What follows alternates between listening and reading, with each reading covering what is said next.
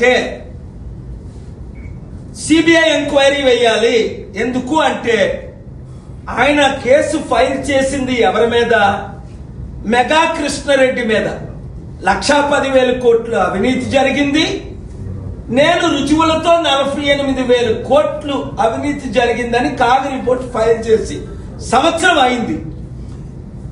ఈ వీక్ సోమవారం acting chief justice దగ్గరికి వెళ్ళి చేతులు జోడించి అడిగాను, మీరు మ్యాటర్ మంగళవారం లిస్ట్ చేయండి.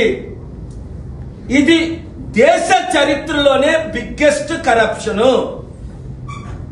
1,10,000 కోట్లు అవినీతి, 48,000 కోట్లు దొరికిపోయారు, 2 లక్షల కోట్లు తెలంగాణ ప్రజల సొమ్ము అవినీతి జరిగిందని, 15,000 కోట్లు సంవత్సరానికి వడ్డీ కట్టలేని పరిస్థితి. రేవంత్ రెడ్డి 100 సార్లు ఈ కాళేశ్వరం ప్రాజెక్టు అవినీతి సిబిఐ ఎంక్వైరీ ఇస్తాను, మెగా కృష్ణారెడ్డిని అరెస్ట్ చేయిస్తాను, కేసీఆర్ కుటుంబాన్ని అరెస్ట్ చేయిస్తానన్న రేవంత్ రెడ్డి ఈ రోజు కేసీఆర్ మాట్లాడు, కాళేశ్వరం ప్రాజెక్ట్ చెప్పడు, సైలెంట్ గా ఊరుకొని మెగా కృష్ణారెడ్డికి బెస్ట్ ఫ్రెండ్ ఎవడు అంటే రేవంత్ రెడ్డి. ఎందుకు? నేను రుజువులతో చూపించాను. 1,200 కోట్లు వైట్ మనీ మెగా కృష్ణారెడ్డి ఎవరికి ఇచ్చాడు, ఎప్పుడు ఇచ్చాడు, కాళేశ్వరం డబ్బు. మరి రేవంత్ రెడ్డి మెగా కృష్ణారెడ్డి అవినీతి అంతం అవ్వాలి అంటే మన బీసీ రాజ్యం రావాలి. కాపులందరూ, బీసీలందరూ, ఎస్సీలందరూ, ఎస్టీలందరూ మాకు రెడ్డి రాజ్యం వద్దు, ఈ వెలమ దొరల దొంగల రాజ్యం వద్దు, మన రాజ్యం రావాలి.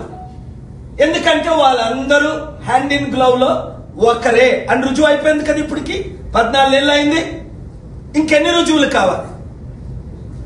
కనుక ఒకటి, రాజలింగం మూర్తి కుటుంబానికి తక్షణమే రేవంత్ రెడ్డి ₹1 కోటి ప్రకటించి మనీ ట్రాన్స్ఫర్ చేయాలి.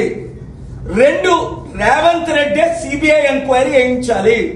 ఎందుకంటే రేవంత్ రెడ్డి చంపించాడు మెగా కృష్ణారెడ్డి ప్రెషర్తో అని కొన్ని మంది ఆరోపణలు. నాకు తెలియదు, మీకు తెలియదు.